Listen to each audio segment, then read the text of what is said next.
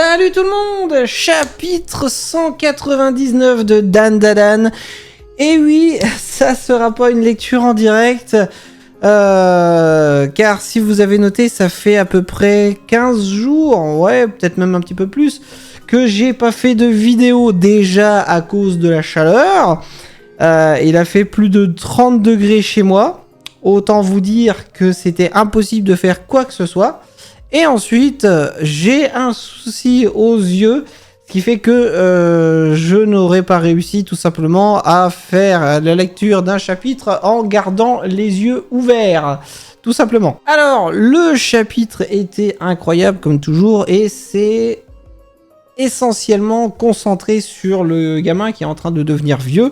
On comprend assez vite qu'en fait c'était un jeune gamin vantard qui aimait bien diminuer les autres de sa classe, surtout un en particulier dont il va se moquer en disant que lui il fera comme son père qui deviendra pilote d'avion car son père était pilote, et que l'autre gamin là-bas, bah lui il deviendra juste éboueur. Mais le truc qui va être superbe, c'est que le jeune en question va avoir une réplique incroyable, je trouve.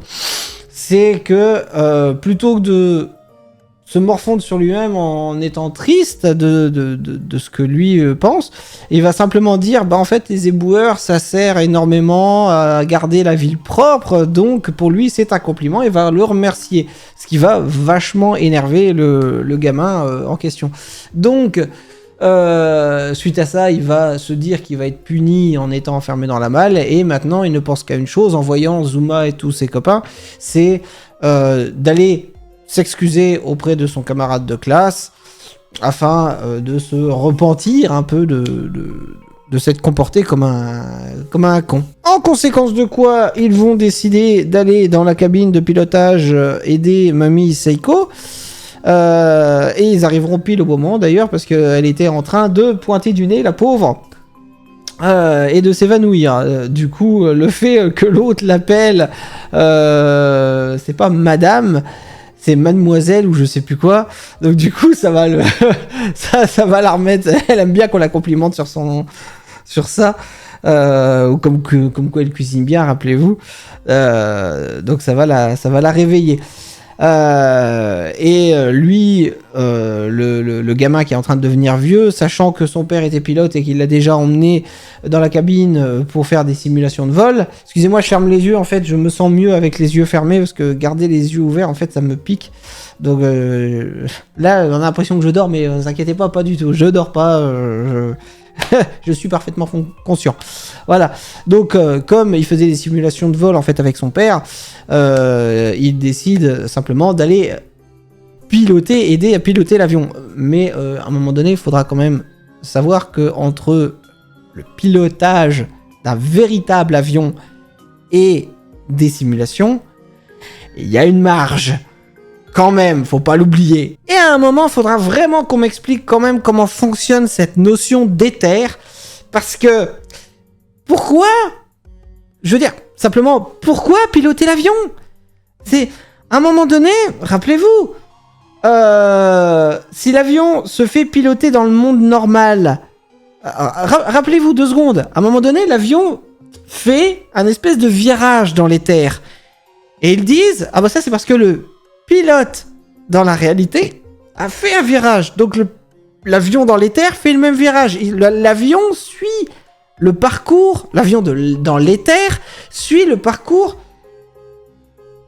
de ce qui se passe dans la réalité. Alors pourquoi aller piloter l'avion dans l'éther ? C'est pas possible. Tu peux pas... C'est comme mettre 2 souris sur un seul PC. Je veux dire, si je tourne ma souris... Vous avez déjà essayé de faire ça ?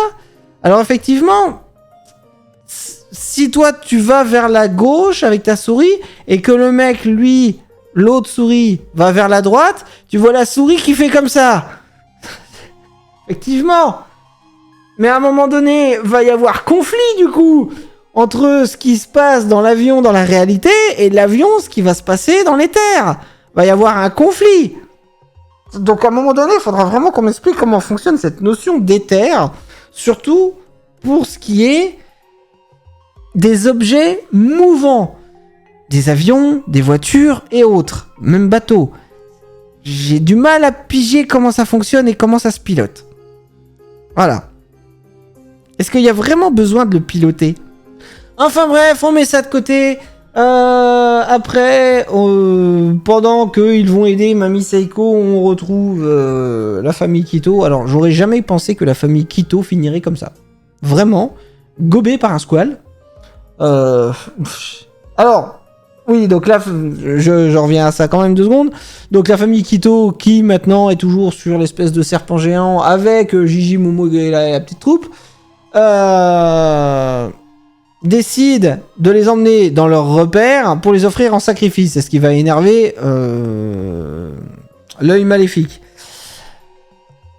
Et à ce moment-là, il y a un squal qui arrive et qui va gober le verre avec toute la famille Kito dessus. Bien sûr, Gigi, Momo, tout ça vont sauter pour sauver leur peau. Alors, sauver leur peau entre guillemets, mais bon, c'est vraiment sauver leur peau sur le moment parce qu'après ils tombent quoi. Donc,